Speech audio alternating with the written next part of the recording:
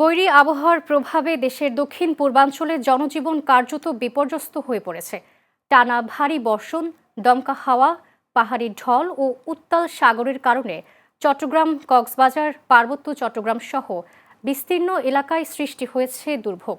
পরিস্থিতির অবনতিতে চট্টগ্রাম শিক্ষা বোর্ডের অধীনে আজকের সব এইচএসসি ও সমমানের পরীক্ষা স্থগিত করা হয়েছে। একই সঙ্গে পাহাড় ধসে একের পর এক প্রাণহানির ঘটনায় কক্সবাজারের ঝুঁকিপূর্ণ পাহাড়ের পাদদেশে বসবাসকারীদের নিরাপদ আশ্রয়ে সরে যেতে প্রশাসন ও ফায়ার সার্ভিসের পক্ষ থেকে বারবার আহ্বান জানানো হলেও অনেকেই তা উপেক্ষা করছেন। প্রশাসন জানিয়েছে, প্রয়োজন হলে জীবন রক্ষায় তাদের জোরপূর্বক নিরাপদ স্থানে সরিয়ে নেওয়া হবে। এদিকে উত্তাল বঙ্গোপসাগর ও জোয়ারের পানিতে প্লাবিত হয়েছে সেন্ট মার্টিনের নিম্নাঞ্চল, বন্ধ হয়েছে টেকনাফ সেন্ট মার্টিন নৌযান চলাচল এবং নিত্য প্রয়োজনীয় পণ্যের সংকট দেখা দিয়েছে।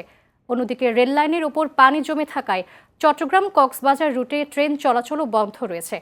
আবহাওয়া অধিদপ্তর জানিয়েছে, সক্রিয় মৌসুমি বায়ুর প্রভাবে আগামী কয়েকদিন দেশের বিভিন্ন অঞ্চলে ভারী বৃষ্টি ও দমকা হাওয়ার প্রবণতা অব্যাহত থাকতে পারে। তাই উপকূল, পাহাড়ি এলাকা এবং ঝুঁকিপূর্ণ স্থানের বাসিন্দাদের সর্বোচ্চ সতর্কতা অবলম্বনের আহ্বান জানিয়েছে সংশ্লিষ্ট কর্তৃপক্ষ। এখন আমরা পরীক্ষা দিতে আসছি, কিন্তু পরীক্ষা দেওয়ার সময় বের হওয়ার সময় কোনো গাড়ি পাওয়া যায় না। আমরা চকবাজার থেকে এক বুক পানি নিয়ে এই অবস্থা নিয়ে গেছি। ওরা এখন বলতে পরীক্ষা স্থগিত, কোনো উপায় নাই। এখন গাড়িও নাই, আমাদেরকে এই অবস্থায় হেঁটে হেঁটে বাসায় যাওয়া লাগতেছে। এরকম এগুলোর দায়িত্ব কে নিবে? এখানে আসলে পানি হয়ে গেছে, গাড়ি ঘোড়া পাওয়া যাচ্ছে না, খুবই দুর্বিষহ অবস্থা। এখানে আমরা অনেক কষ্ট পাইতেছি, বাসায় পানি, বিদ্যুৎ পাচ্ছি না। এখানে ড্রেনগুলো পানিতে আমাদের অনেক কষ্ট।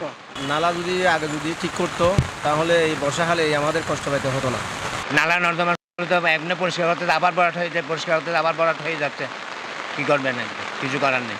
এইখানে পানি থাকতে থাকতে আমরা আর এই কপাল থেকে আমাদের আর এই দুঃখ যাবে না, এইটাই থাকবে কপালে, আর কিছু করার নেই। আমরা তো গতকাল থেকে কন্টিনিউয়াসলি মাইকিং করছি এবং সরে যাওয়ার জন্য তাদেরকে বলছি, কিন্তু তারা সরছে না। কিন্তু এখন আমরা তাদেরকে ফোর্স প্রয়োগ করব। তারা যদি না সরে, আমরা অন্যভাবে তাদেরকে সরানোর ব্যবস্থা করবো। এখান থেকে সরতে হবে, এটা হলো কথা।